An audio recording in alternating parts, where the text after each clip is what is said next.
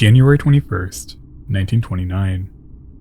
A terrific gale unloosed itself at dawn, kicking up enormous waves that shake the ship like a feather. All hands have been called on deck. A piercing cold freezes us. January 27th. We are making headway slowly. The cold is more and more intense every hour. During my watch last night, I heard the rumbling of the icebergs continually.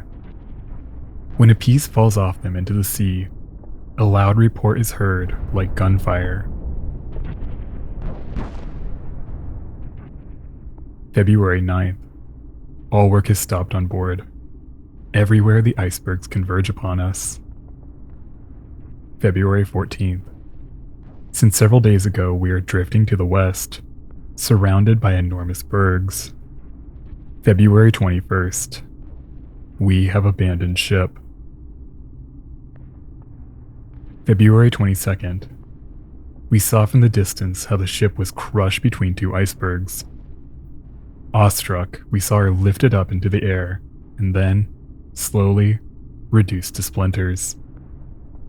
Tonight in the wind and snow, the captain tried to encourage us. March 2nd. We have stopped at the point where the sea cuts us off. In front of us, the wide ocean is covered with bergs. It is snowing, and a gale blows. Tonight, while everyone is sleeping, I make this last entry. I realize our frightful fate. Everything convinces me that the sea has taken us beyond the limits of this world. These were the final entries in a diary kept by a young cadet on the Danish training ship København. They were supposedly found in a bottle on W.P.A Island in the South Atlantic, years after the fire-masted barque and the 60 on board vanished without a trace. The translations were recorded in a brief article published by the New York Times Sunday edition on September 16, 1934. They offer a chilling account of the storm-battered ship slowly becoming enveloped and eventually overwhelmed by a sea of giant icebergs. But it didn't take long before people realized that these haunting passages were nothing but a hoax. Their words copied from a Spanish novel. The fate of the København and the men on board remains one of the greatest mysteries in the history of the sea. Oh, hang, boy, hang. We'll hang for better weather. Away, Johnny. We'll hang for better weather. Oh, hang, boys, hang.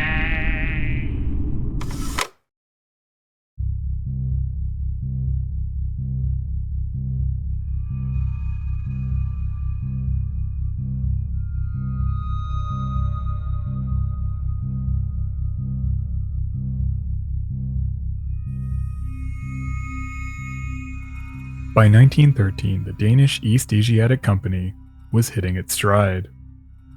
Founded in 1897 by Hans Niels Andersen, the company quickly grew from a teak importer to a major global shipping line, offering passenger and cargo-carrying voyages between Copenhagen, Bangkok, and numerous other Far East ports. After a series of acquisitions, the company greatly expanded its global operations and would eventually become the largest company in Denmark.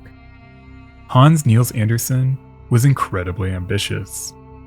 He recognized that innovation was the key to growing his empire. The days of wooden sail were long over. Shipyards in Europe were churning out ever larger steel ships, capable of speeds that would have seemed impossible only a few decades prior. They owed their power to massive steam engines. But there was a growing interest in finding an alternative. Steam was inefficient, messy, and the technology at the time seemed to be pushing its limits. Andersen soon caught wind of a new style of engine, one that ran on cleaner, lighter fuel and did away with steam altogether. It was the new engine produced by the German inventor Rudolf Diesel. The new technology though largely untested, showed considerable promise. Andersen was willing to take the risk. In December 1910, the Danish East Asiatic Company placed an order with the Burmeister and Wain shipyards in Copenhagen, Denmark, for a large ocean-going motor ship. The MS Zealandia was designed by engineer Ivar Knudsen and launched on November 4, 1911. She sailed her maiden voyage from Copenhagen to Bangkok on February 22, 1912. She was soon joined by two sister ships, the MS Jutlandia and the MS Fionia. The innovative vessels, sometimes called phantom ships due to their lack of smoke and funnels, were an immediate success. While they weren't the first diesel-powered ships, they were the largest and most advanced applications of the new technology anywhere in the world. Diesel was the future, and Andersen was all in. While most focused on the technology behind innovation, Andersen was also interested in cultivating the talent and skills required to operate these modern marvels. For any good shipping line, training was key, and the best mariners, even on diesel-powered motor ships, started their education with sail. That practice is still used today. As the company continued to expand, in 1913, the Danish East Asiatic Company placed an order for a massive new training ship, powered by both wind and diesel. The company wanted the best sailors in the world, men that understood not only the age-old lessons of wind and sail, but also the modern power of diesel. The forthcoming five-masted barque would be the perfect marriage of old and new.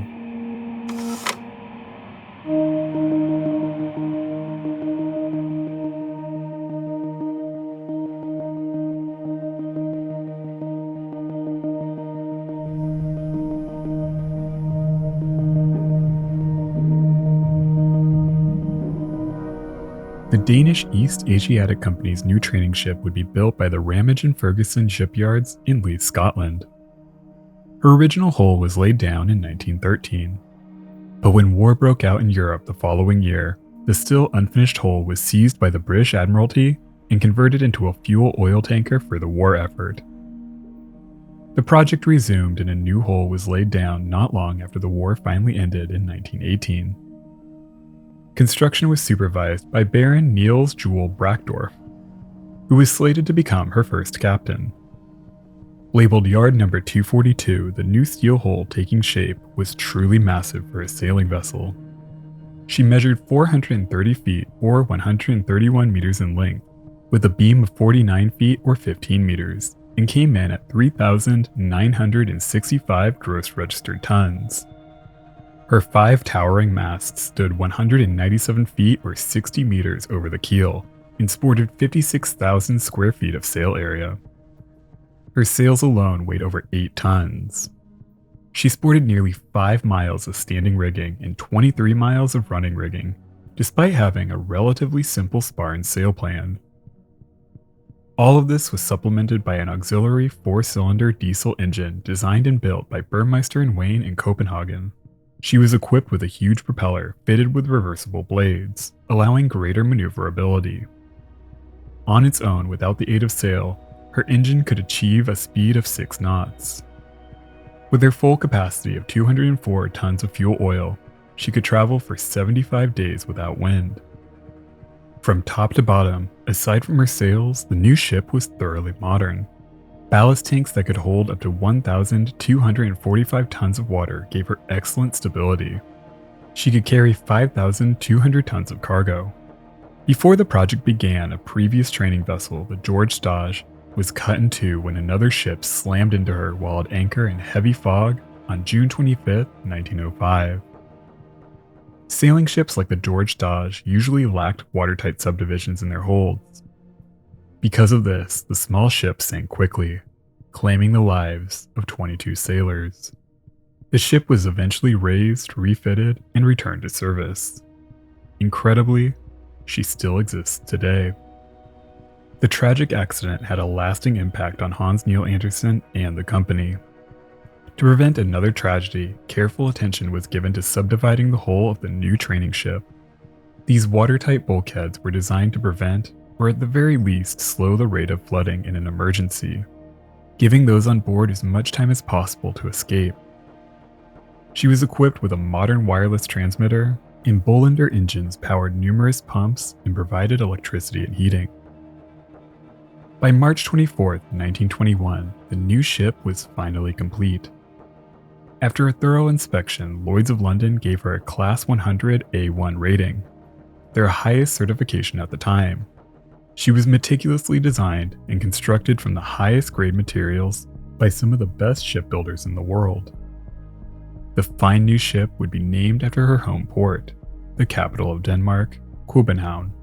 Her figurehead was a carving of the warrior priest Absalon, the founder of the city. After her trials, the new ship departed Leith in September 1921 and sailed for Copenhagen, where she was greeted by massive crowds of over 12,000 people, including the King and Queen of Denmark. The largest sailing vessel in the world at the time, and sporting a stunning profile, she was truly one of a kind. No doubt, Anderson and her managers were immensely proud. Now, it was time to put her to the test.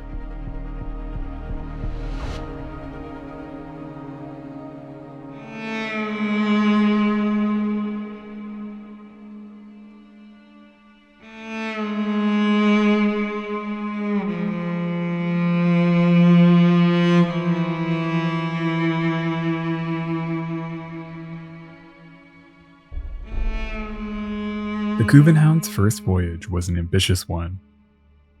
Over the course of 13 months, she would circumnavigate the globe. The new ship departed on September 30th, 1921, and sailed west. While her primary purpose was to train the 18 cadets on board, the ship also carried cargo to supplement expenses and give the cadets more experience. For the first leg, she carried general goods bound for San Francisco, San Pedro, and Honolulu. Once emptied, she picked up a load of soybeans and soybean oil in Vladivostok, which she carried on the long sailing route west of the Philippines, across the Indian Ocean, around the Cape of Good Hope, and up the Atlantic to Stettin, Germany. At the end of the 404-day voyage, her captain remarked, "She steers well, carries her sail well, is easy to maneuver, and showed herself a splendid sea vessel under conditions of severe weather." København had proven herself a fine and capable vessel, everything her owners had hoped for. Over the coming years, she would complete 9 commercial voyages, including another circumnavigation and several long passages to nearly every continent in the world. The number of cadets invited on each voyage gradually increased from 18 to 45 as the ship proved herself an excellent environment for training young officers. Only the most promising Danish cadets were selected for the program, all having already served at least 6 months on the resurrected George Stage or some other training ship. Being selected for the København was a distinct honor. Aside from a small fire that broke out in October 1925, which was quickly contained, the København sailed without any major incident. Her masters included Captain Mortensen, who commanded 5 voyages, and Captain Christensen, who led another 3. Each captain marveled at the capabilities of the ship. Being something of a symbolic flagship for the Danish East Asiatic Company, her owners were motivated to keep the København in the best possible condition. Nothing was left unrepaired for long, and standards were kept exceptionally high. For her 10th voyage, she would get a new captain, 35-year-old Hans Ferdinand Andersen. Finding masters for the ship was tricky. She was the only 5-masted sailing ship left in the world. No other ship matched her size or capabilities, so it was difficult to gain the requisite experience to operate such a unique vessel. It made sense to recruit from within her ranks. Before his promotion, Andersen served as the ship's first mate. He knew her better than anyone and had first-hand experience of how she handled in nearly every circumstance all over the world's oceans. On September 21st, 1928, the København departed Denmark. There were 60 on board, including 15 crew members and 45 cadets, 9 of whom had enough experience to be rated able seamen. Their average age was just 17 years old. The oldest member of the crew was 43-year-old assistant engineer Peter Bornish. No one else was over the age of 40. The cargo for this first leg included chalk and bagged cement bound for Buenos Aires. They arrived safely in Argentina on November 17, 1928, without any major incident. Her arrival drew large crowds eager to catch a glimpse of the striking ship. She would sail next to Australia, where she would take on a load of grain before returning home to Europe. She was originally intended to carry cargo on the second leg of the voyage, but after almost a month of waiting, nothing could be secured, and it was decided that she would make the passage with just ballast. This was not the first time that she would sail without cargo, and her crew was well acquainted with how the ship handled under such conditions. Her water ballast tanks were filled, and she took on an additional 700 tons of carefully trimmed sand to balance out the ship. While it was Captain Anderson's first voyage in command, he had done the same passage to Australia on the København twice before as first mate. He wrote that he intended to follow the same west winds route between 42 and 43 south. There they would take advantage of what was called the Roaring Forties. These strong westerly winds would propel the ship to Australia in around 42 to 50 days. On December 14, 1928, København departed Buenos Aires with 59 souls on board. She was missing one young cadet who had to leave the ship and return to Denmark to tend to a personal matter. He would later recall that on the first leg of the voyage, the crew worked together well and everyone was in good spirits. The ship that departed Buenos Aires was a happy one. They would be celebrating Christmas on board, and they had taken on provisions to enjoy a proper holiday feast. They would arrive in Adelaide, Australia in the summer, and then, just in time for summer in Europe, they would arrive home. 2 summers in 1 year. A week into the voyage, on December 22nd, København made radio contact with a Norwegian steamer called the William Bloomer, running about 100 miles to the south. Captain Anderson reported that all was well and the crew was preparing to celebrate the holiday. Later that day, the William Bloomer attempted to call the København once again, but this time, they received no reply. København and the 59 souls on board were never heard from again.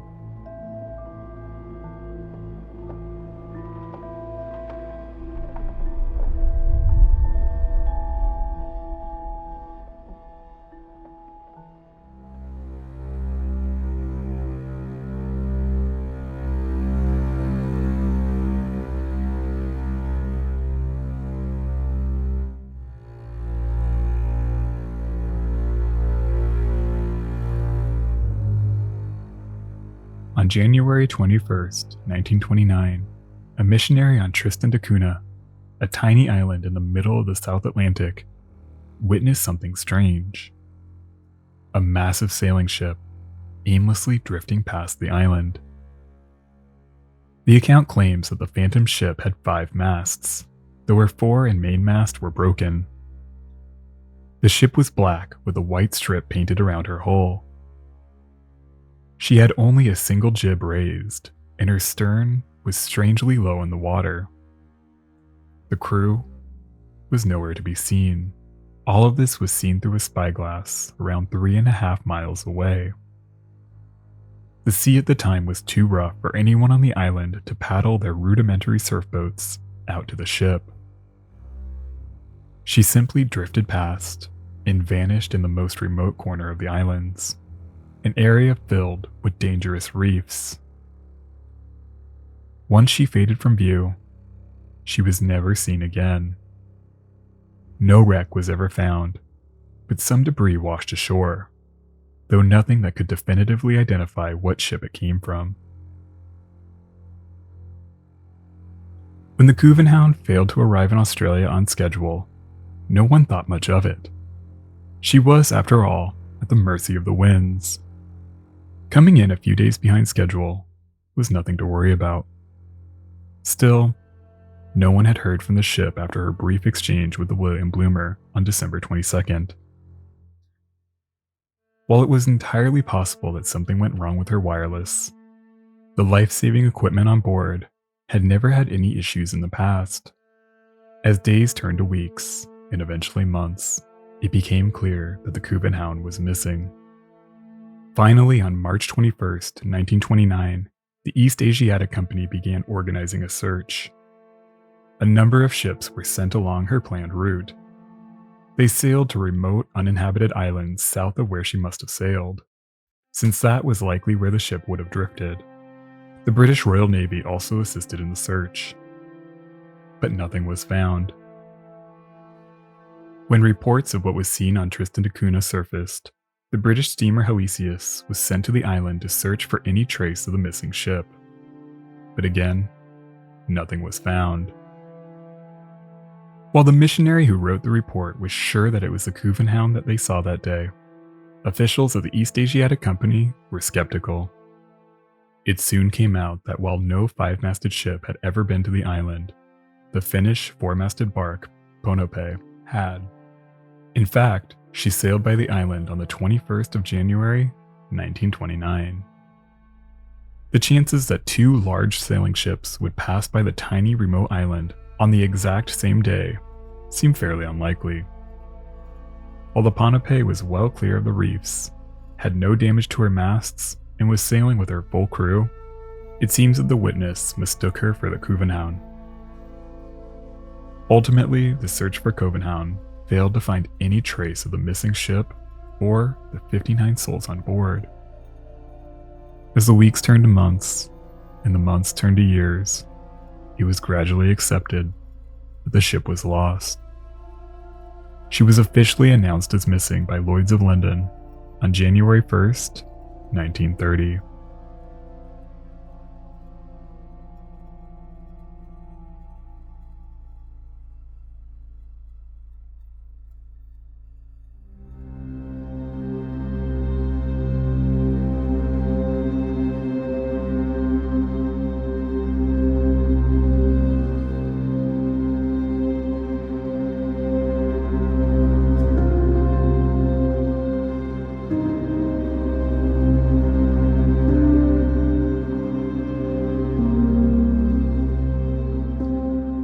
Supposed sightings of the ill-fated ship trickled in from all over the South Atlantic. During a fierce gale, an Argentine freighter reported seeing a five-masted ship struggling through the storm. A Chilean fishing vessel apparently saw something similar. Sightings were reported near Easter Island and the Peruvian coast. Someone in Western Australia even claimed to have found the ship's stern nameplate, but this claim was never verified.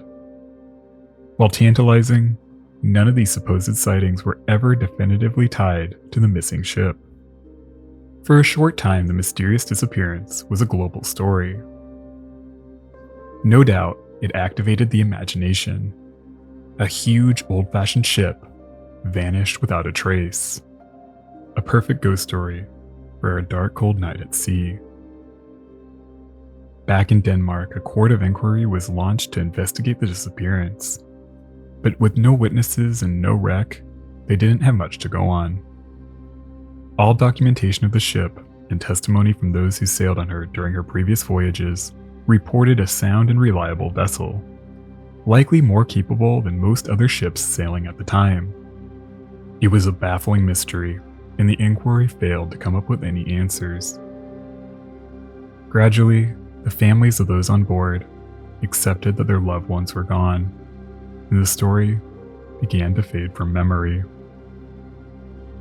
Then in 1934, the New York Times and other papers reported that pages from a København cadet's diary were found in a bottle on Bouvet Island.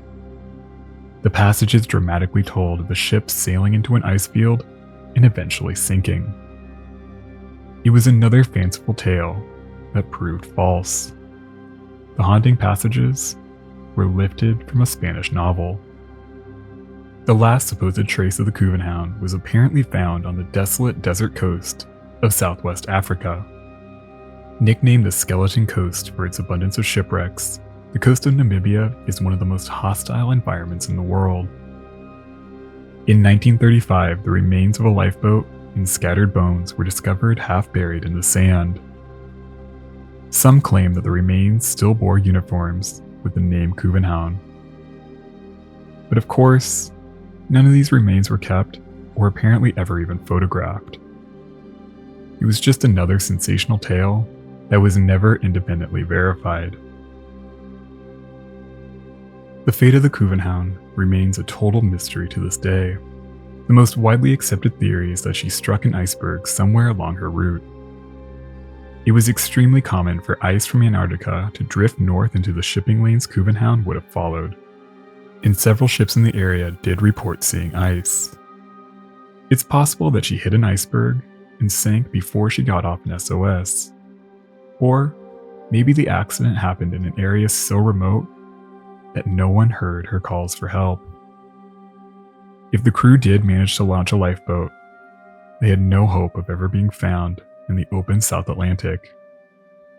They were just a dot in a vast and unforgiving sea. Another theory posits that a sudden storm overtook the ship, catching the crew off guard and snapping her massive masts like twigs. While their crew should have been able to handle such a gale, the sea can be cruel, and even the best prepared can fall victim to nature's fury. Ultimately, we will probably never know what happened.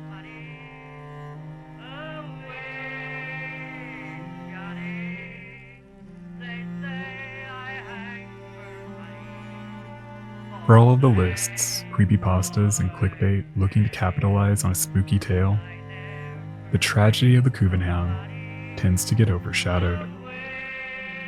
Her crew was extremely young. Most of the cadets were just teenage boys, promising young sailors who were just beginning their life at sea. Being selected to serve on the ship was a great honor, and life on board was happy. The last message we heard from them reported that they were looking forward to celebrating Christmas. Hopefully, they got to enjoy the holiday before whatever horror erased them from history.